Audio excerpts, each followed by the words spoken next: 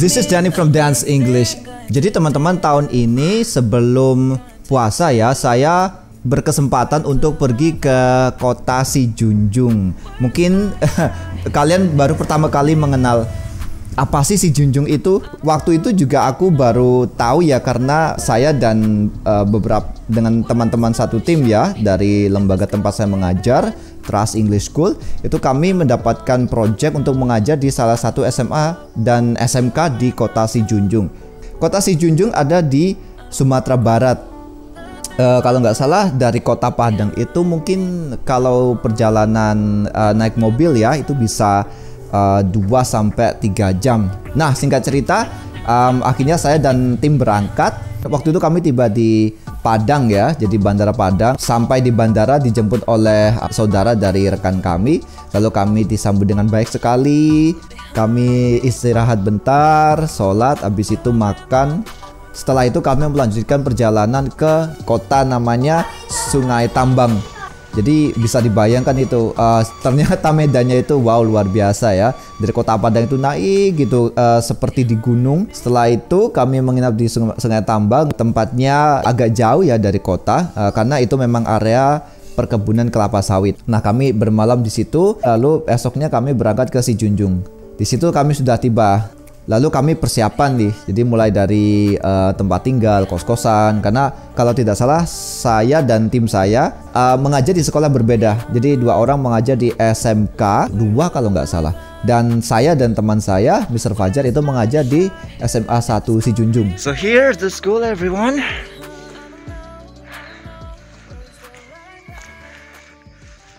Like very early in the morning at 6:51.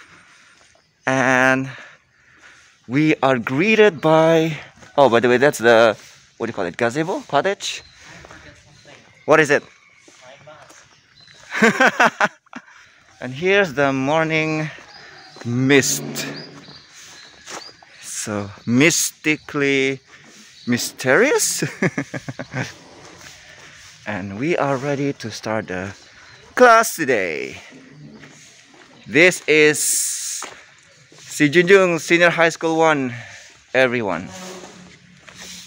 Are you ready, Mr. Fajar? Already. Yeah, you look like a Hogwarts student. Singkat cerita, bertemulah kami dengan anak-anak untuk pertama kalinya di aula, juga dengan kepala sekolah ya. Jadi di situ di briefing. Sebenarnya saya agak nervous sih karena apa ya, baru pertama kali sih ini saya menginjakkan kaki ke tanah Sumatera. Sebenarnya enggak sih, karena dulu itu aku pernah ikut tes CPNS di Meranti. Cuma waktu itu kan konteksnya beda, tes CPNS. Nah, ini mengajar pertama kali gitu. Aku deg-degan sih, ini anak-anaknya nakal-nakal enggak gitu kan. Mereka asik gak, terus kemampuan bahasa Inggrisnya seperti apa, kan kami masih meraba-raba karena waktu itu kami belum melakukan yang namanya placement test. Nah, akhirnya setelah dikumpulkan di aula, lalu kami melakukan placement test ya, satu persatu, kasih interview, lalu kami kelompokkanlah ke kelas itu menjadi 2, kelas A dan kelas B gitu, berdasarkan hasil dari placement test tersebut. Nah, singkat cerita, mulailah kami belajar gitu.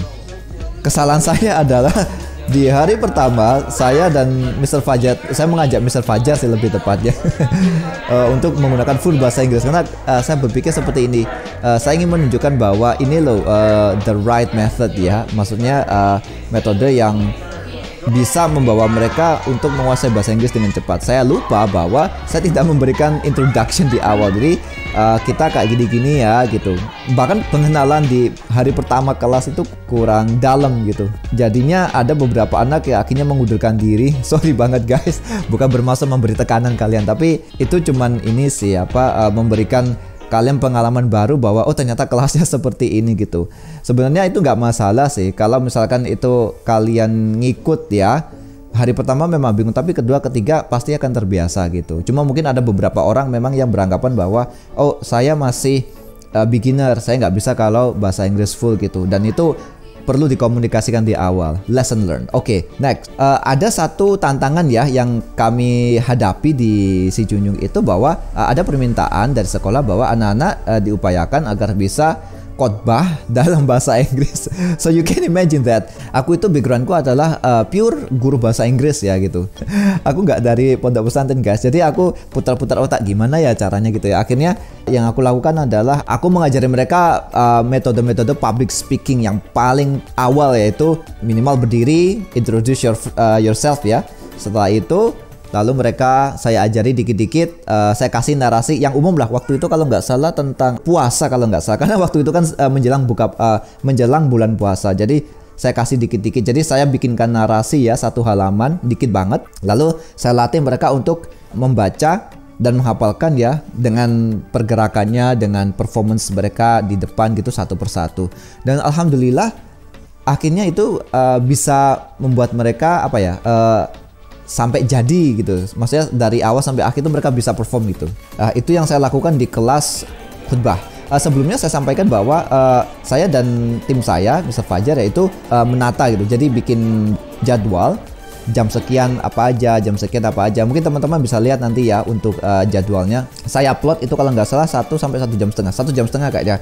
Itu materi. Total itu kalau nggak salah saat itu ada berapa ya? Mungkin ada 5 meeting kali ya. Jadi kami memberikan kelas itu ada vocab, pronunciation, speaking, listening, lalu ada movie time, sama khotbah. Ya, sekitar 5 atau 6 meeting lah per hari. Jadi awal-awal agak kaku biasa lah gitu ya pengenalan, tapi lama-kelamaan ternyata di luar ekspektasi anak-anaknya asik-asik gitu.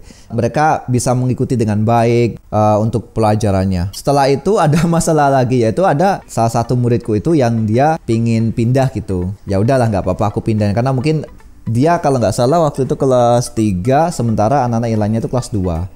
Atau mungkin kelas 2, kelas 1 gitu. Pokoknya beda kelas lah gitu. Akhirnya ya udah tak pindahin lah. Ternyata di kelas yang baru ini dia dan salah satu temannya itu performanya kurang bagus gitu kan dari segi kedisiplinan gitu. Dan si anak ini hampir keluar gitu. Untungnya ibu kepala sekolah tahu. Aku salut banget sih sama ibu kepala sekolah ini karena beliau sangat sigap gitu loh. Jadi beliau memanggil saya, ngobrol kan. Akhirnya saya berdiskusi lah dengan anak ini. Saya bilang kamu kuat-kuatin lah di sini gitu, sayang kan gitu, dan kamu harus belajar juga. Pokoknya ibaratnya saya kasih petuah gitu lah. Akhirnya ya alhamdulillah dia ikut, dan di luar dugaan nanti kalian bisa lihat videonya di akhir periode itu dia bisa perform drama dalam bahasa Inggris. Jadi kalian bayangin betapa kerennya ya. Aku salut banget. Jadi intinya kalian harus kuat-kuatin lah gitu. Mending kalian bersusah payah belajar ya sekarang, tapi nanti ketika kalian lulus dari sekolah itu kalian bisa jadi orang yang hebat, ketimbang sekalian cari enaknya sekarang tapi nanti ketika lulus kalian nggak bisa apa-apa. Itu sayang banget sih menurut saya. Nah, jadi akhirnya Ramadan tiba. Nah, Ramadan tiba, seru sekali sih. Jadi saya merasakan Ramadan di negeri seberang.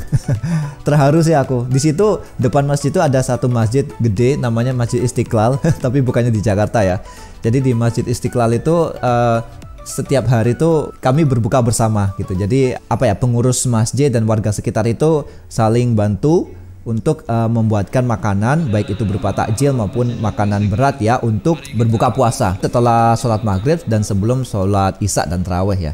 Kita sambil berbaur juga dengan masyarakat lah ya. Jadi ya kita ikut. Itu adalah kesempatan saya untuk mencicipi masakan khas Padang, asli Padang di tempatnya gitu, dari warga asli gitu. Wow, benar-benar luar biasa. Jadi singkat cerita, saya dan Mr. Fajar menjalani hari-hari di Si Junjung ya, mengajar. Lalu kadang-kadang tantangannya yang berat itu adalah ketika siang menjelang sore, di saat energi sudah terkuras habis ya. Dan kadang-kadang setelah mengajar di Si Junjung ini kami masih memiliki kelas online. Nah, tantangannya di sana itu sinyal internet kurang bagus. Sebenarnya kalau bisa memanfaatkan di sekolah oke ya, cuman kan kadangkala kami itu ngajarnya agak sore gitu. Jadi nggak enak juga kalau misalkan mau ngajar di sekolah kan. Maksudnya pakai wifi di sekolah. Kadang-kadang juga mungkin pas wifi-nya sudah dimatikan gitu. Jadi kami ya antara di sekolah kalau wifi-nya masih nyala, atau kami ngajar pakai tethering HP gitu. Bisa dibayangkan sinyal susah, lelah, capek. Kadang saya setengah-setengah tertidur juga gitu waktu ngajar gitu, ngajar online. Tapi ya nggak apa-apa sih, demi dapur agar tetap ngepul ya. Nah, setelah 2 minggu jalan ya, anak-anak sudah mulai nyaman. Kami memberikan beberapa metode yang unik ya gitu. Di antaranya yang pertama, setiap pagi itu di kelas pronunciation ya. Jadi saya beri teman-teman itu phonetic transcription, lalu latihan, lalu ada latihan membaca artikel juga, ada shadowing ya. Jadi shadowing itu adalah mendengarkan audio sambil membaca teks. Selanjutnya ada vocab dan speaking juga, itu kami pakai handout sih gitu. Dan kegiatannya bermacam-macam, bisa pair work, bisa group work, kadang kami bikin project. Pernah suatu saat itu saya nyuruh anak-anak mendesain rumah karena memang topiknya tentang rumah ya. Jadi aku suruh mereka desain. Jadi pura-puranya mereka jadi arsitek ya. Setelah itu mereka mempresentasikan di depan. What do you mean? Furniture? Yes, enggak The rooms. Ruang-ruangnya. Oh, only explain the rooms only. Right. Okay, write on a separate piece of paper ya. Wow. Gonjong roof. Okay, cool.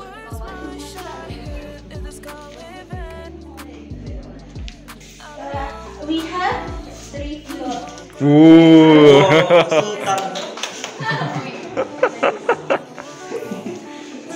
The house have 2 floors. The first floor have 1 night. In the first floor, there is a bedroom 1. Lalu kira-kira sekitar seminggu sebelum selesai ya, kami mulai mempersiapkan pementasan karena sekolah inginnya itu anak-anak tampil gitu. Dan akhirnya saya bikin ide gini, semua anak-anak harus tampil tetapi performance-nya beda-beda. Jadi saya tentukan waktu itu ada yang nyanyi, ada yang storytelling, ada yang khutbah, sama yang terakhir itu drama. Prosesnya agak panjang karena pas persiapan itu kami lumayan ini siapa cari ide apa aja sih untuk khotbah tuh apa aja, lalu untuk nyanyi itu lagunya apa aja, belum lagi ada yang berubah-berubah. Kak, saya mau cerita ini, ceritanya kepanjangan, akhirnya pilih storytelling yang lain gitu. Lalu untuk lagunya juga ganti lagu karena apa mungkin agak aneh, ternyata lagu yang baru itu susah, akhirnya balik ke lagu yang lama dan sebagainya. Nah, yang paling susah itu drama karena kan orangnya cukup banyak gitu. Jadi kadang ada yang si A nggak masuk, kalau nggak gitu bajunya belum siap, terus hamin berapa hari gitu masih belum hafal teksnya. Aduh, jangan, aku mikirnya ya Allah ini bisa apa enggak ini. Mau nggak mau ya kami tetap dampingi, jadi latihan lah rutin gitu kan. Kadang saya split gitu, misalkan Mr. Fajar nungguin anak-anak yang nyanyi, saya nungguin anak-anak yang drama. Kadang juga kan kelompoknya banyak itu, total kan ada 2 kelas kalau nggak salah, sekitar berapa ya, 29 anak atau berapa gitu ya. Yang khutbah sekitar 4 orang kalau nggak salah. Terus kalau nggak salah sekitar 4 orang itu storytelling. Lalu yang nyanyi itu ada 2 kelompok, satunya nyanyi lagunya One Direction kalau nggak salah. Lalu yang satunya nyanyi lagunya Michael Jackson, Heal the World. Untuk drama itu ada drama Malin Kundang sama Siti Nurbaya. Karena memang saya inginnya selain memang kami memamerkan kemampuan berbahasa Inggris anak-anak, mereka juga mengangkat kebudayaan lokal. Singkat cerita, pas hari H, alhamdulillah semua itu terlalui dengan baik ya. Artinya acara dihadiri dengan orang-orang penting di pemerintahan, terus dinas pendidikan juga, para guru dan wali murid juga datang, dan saya di situ bisa merasakan bahwa ada rasa bangga dari mereka karena ya kita tahu ya bahasa Inggris itu benar-benar penting, tetapi sampai saat ini memang pengajaran bahasa Inggris itu masih mengalami kendala ya, kendala baik pelaksanaan maupun dari gurunya, dari muridnya, materi-materinya, fasilitas dan macam-macam ya. Bahkan salah satu guru itu cerita bahwa dulu itu mereka mengalami kendala waktu lomba fisika kalau nggak salah di Jakarta, karena waktu itu lombanya internasional dan mereka kesulitan karena harus berpresentasi atau apa gitu ya dalam bahasa Inggris. Nah, setelah acara ini tuh banyak lah ya yang kagum dan bahkan anak-anak itu sampai terharu ya, menangis gitu pas perpisahan. Jadi selesai acara hari itu mereka langsung nyanyi perpisahan, ada yang nangis, ngasih kami kado. Waduh guys, aku terharu banget sih gitu. bener-bener terharu banget lah gitu. Jadi kayak oh my god, like I don't know, this is really amazing, wonderful ya. Ya itulah namanya hidup ya, ada perjumpaan, ada perpisahan. Tapi nggak apa-apa, yang penting kita bisa berkoneksi lewat HP ya. Sehari sebelum pementasan itu kami makan-makan dulu ya kan, buka bersama. Nah besoknya tuh pementasan, karena setelah pementasan itu saya sekaligus pamitan kepada teman-teman dan juga sekolah, karena kami langsung harus berangkat tes antigen atau apa itu. Akhirnya ya mereka perform dan alhamdulillah sih oke semua sih, termasuk drama juga yang ada yang masih belum apa, ternyata ya lumayan apal gitu dan performanya lumayan oke sih gitu. Saya memberi kejutan ya, di akhir acara itu saya nyanyi dengan Mr. Fajar. Nyanyi lagu See You Again lah ya, biasa lagu yang bikin orang mewek-mewek service. Saya nyanyi rap dan ada yang lupa lirik ya, oh my god. Moga-moga mereka nggak inget sih. Memalukan banget. Kalau Mr. Fajar sih karena dia bawanya udah sering nyanyi gitu, jadi enak banget nyanyinya gitu. Lalu setelah itu kami berangkat menuju Padang ya, jadi kami menginap di kos-kosannya Mr. Fajar sebelum akhirnya keesokan paginya saya dan Mr. Tata pulang balik ke Kediri. Jadi itulah cerita singkat pengalaman saya mengajar bahasa Inggris di Padang bulan April ya kalau nggak salah, di tahun 2021. Ada banyak sekali pengalaman yang bikin terharu sih. Kayak apa ya, pingin nangis saja lah ya, ketemu dengan anak-anak yang menurut saya sih cemerlang ya. Saya percaya dengan kata-katanya Yohanes Surya bahwa tidak ada anak yang bodoh, yang ada itu anak yang tidak mendapatkan metode dan guru yang tepat. Dan aku melihat ada banyak sekali potensi yang bisa digali di anak-anak, minimal paling nggak yang aku tahu karena aku berbahasa Inggris ya, mereka tuh punya potensi yang bagus dalam bahasa Inggris. Dan daerahnya pun juga masih bisa dimajukan dan mereka adalah ya masa depan kota tersebut ya, kota Sijunjung. Saya berkesempatan bertemu dengan Pak Bupati Sijunjung juga bersama tim saya, dan itu sebenarnya Sijunjung punya potensi yang bagus dan masa depan itu dipegang oleh anak-anak yang salah satunya adalah yang sempat kami ajar. Dan aku melihat ada harapan, ada potensi yang itu sayang sekali sih kalau tidak dikembangkan gitu. Jadi I think that's what I can tell you right now. Terima kasih Tuhan karena telah memberikan saya kesempatan yang luar biasa ini, dan aku harap sih aku bisa bertemu lagi dengan mereka di lain kesempatan, dan aku nggak sabar sih pengen lihat karya-karya atau pencapaian-pencapaian lain yang akan mereka lakukan di masa yang akan datang. And ya, whoever watching this, terutama ya kalian anak-anak Sijunjung, jangan patah semangat ya. Kalian adalah orang-orang yang hebat, tetap berjuang, dan kita saling kontak-kontak aja kalau ada apa-apa ya. Dan terima kasih atas pengalaman yang luar biasa ini. I wish you good luck in your future. Yeah, I think this is the end of the video. Thank you very much. I'll see you later guys. Jangan lewatkan video-video berikutnya dari Das English, and jangan lupa untuk subscribe, klik like, leave a comment below. Kalian pingin aku ngajar di mana lagi? Aku ingin keliling Indonesia sih, semoga tercapaikan. Jadi ketik di bawah ini kalian pingin aku mengunjungi daerah mana lagi. Semoga kita bisa bertemu ya. So that's all. This is Danny from Das English, and I'll see you in the future. Bye bye.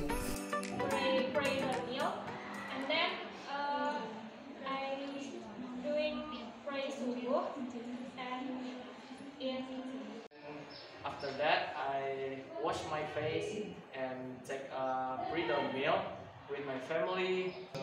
The Muslim fasting from dawn until dusk, and at the dusk, they'll break the fast and then go to the Tarawih. I want to watch, pray. Bless your eyes, come to Carolina. Banana Boat, original Malin Kundang Rock. This is Tire Space and free parking for everyone. Welcome to Ceroco Beach. many things to do with happiness with family. Okay. Barbecue, comfort, and flying the lake. It is only $10 per person. Camping equipment provided. Free for the first 10 registrants. First 10 and for children and $10. Activities to be performed: camping, fun hiking, outbound games, archery, and education. Date on 15 May and location Harau Tourist Garden. provide a sleeping bag, tent, and supplies. Camping, nature education, adventure. You can registration online at www.campingtime.com. The campsite on Geopark Siloke in the Sijunjung Regency on 27 December.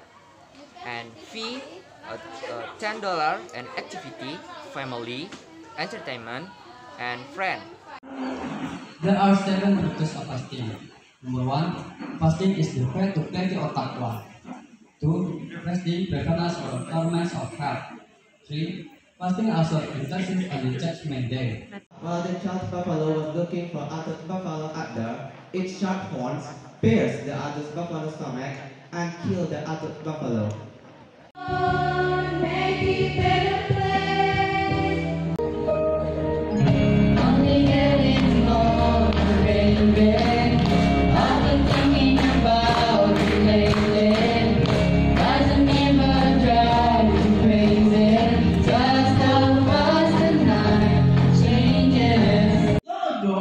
In a village in West Sumatra, there lived a man named Pak Lebay.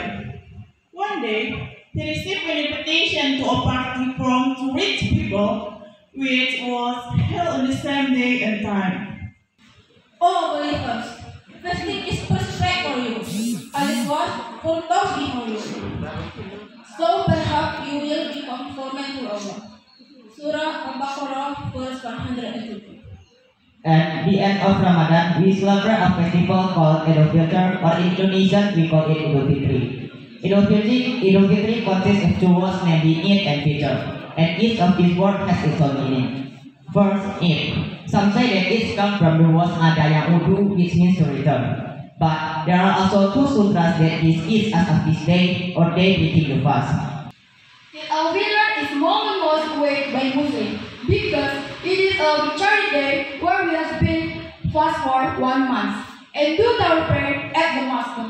And not to mention, if we get the night of Laylatul Qadar on the last 10 nights, we will definitely get reward as if we worship Allah for 1,000 months. I marry you, Datuk Maringgi, with my daughter, Siti Nurbaya, with dowry 10 gram gold, and accept pray tools to be 700 oil.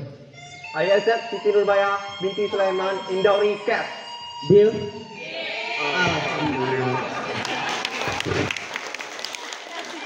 Let's go home, my wife. Yes, Datuk.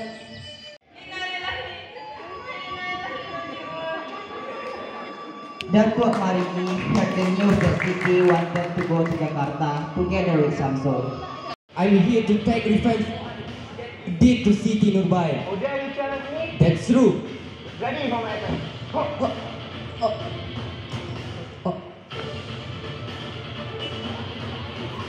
I'm not lost yet, Datuk Maringgi. Finally, Samsul was able to become kingdom to Datuk Maringgi, who he had kept for so long. I have been working here for 2 years. It's quite long. Okay, because you work with me, I will promote you to be the captain ship. Are you sure, sir? Thanks, sir. Thanks. Can you remember me, Marin? I'm your mother. Remember your mother, Marin, please. She always wait you to come back. Remember your promise, Marin. If you don't recognize your mother, your life will be miserable. If you were my son, Marin, I curse you, turn into stone. Come as your son, Mom. Who are you? I'm not your son. You're not my mom. You dirty old woman. We must go out from this place. Yes, Marin. Don't leave your mother. Oh my God. How could this happen to me? I can't take this anymore. I curse you, turn into stone. Marin! Marin! What's happening to you, Marin? What's wrong, Marin? Marin! Marin! Marin! It's my fault, Mom. What's happening to you? Mother! No, Marin!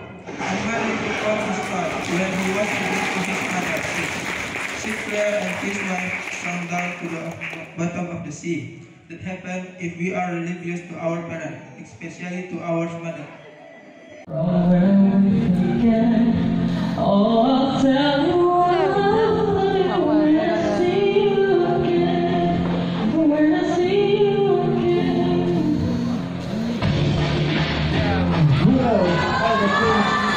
The things you been through, that I was standing right here talking to you about another half. I know we love to hit the road at last. But somebody told me that it wouldn't last. Every page up, look at things different, see the bigger picture. Those were the days, hard work forever pays. Now I feel in the better days.